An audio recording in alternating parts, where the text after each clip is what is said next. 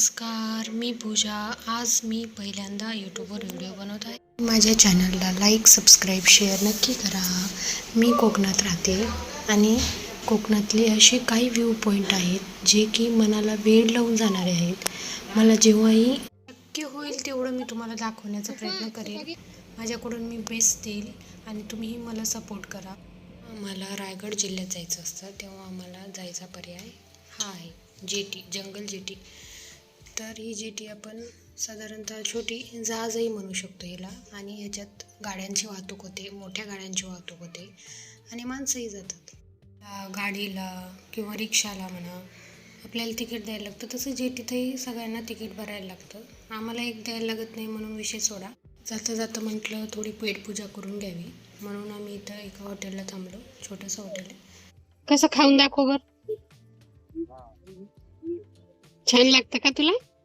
डोसा आवडतो तुला? हो म्हणायचं. किती गोड ग माझं लेकरू. आणि हा डोसा आला आणि मग खायला बसलो.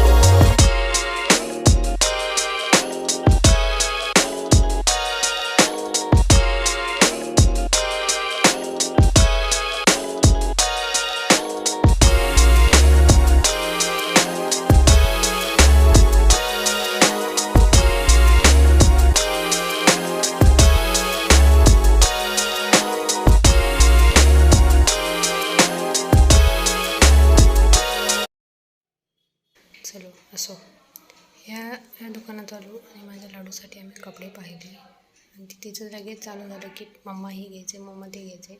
माझ्याकडे तिचं काही जमलं नाही म्हणून ती तिच्या गेली, तिच्या पप्पाकडे गेली. मग तिला घेतले आम्ही कपडे आणि पिशवी घेऊन निघालो. मला घ्यायची होती मिरची मसाल्यासाठी. तिथं पाहिली तर जुनीच होती, पण त्या माणसाने भाव किती सांगितलं होतं, 400 रुपये किलो, चक्क 400 रुपये किलो. मग मी म्हटलं चला असो, आता पर्याय नाही. कपड्यांच्या क्लिपा घेतल्या 2. ते खूप गरजेचे आहे कारण की माकडं खूप जास्त त्रास देतात. बापरे, खूपच जास्त त्रास देतात. तुम्ही कधी कोकणात आलात तर तेव्हा तुम्हाला समजेल. आज मार्गशीर्ष महिन्याचा पहिला दिवस होता, तर मग मी आज बांगड्या घेतल्या, छान टिकल्या घेतल्या आणि मग नंतर आम्ही एका कपड्याच्या दुकानात गेलो. तिथे माझ्या मशीनचं जे सामान होतं ते घेतलं, अस्तर वगैरे घेतला आणि आम्ही परत घरी जायला निघालो. पोचलोच की 2 मिनटासाठी, फक्त 2 मिनटासाठी हे गोळे खायच्या नादात आमची जेटी निघून गेली. त्यात 1 तास घालवला आणि गोळा घेतलं तरी ते काही खाल्ण्यात आलं नाही कारण की तो खूप थंड होता.